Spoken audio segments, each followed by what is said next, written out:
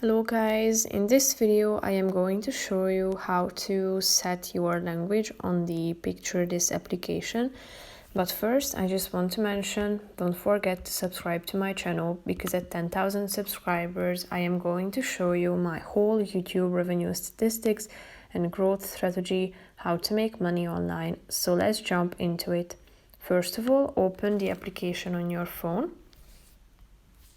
And now you should tap on the more icon down below, which is the last option.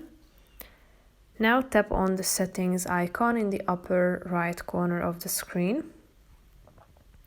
Go to the general settings section and click on the first option, set language. Here you have a bunch of languages that you can choose from.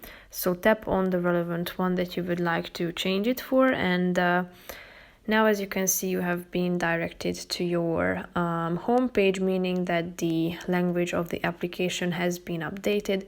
So feel free to change it anytime if you want to do that. So right now you can see that the language has been changed completely to French. So that's pretty much it for this video.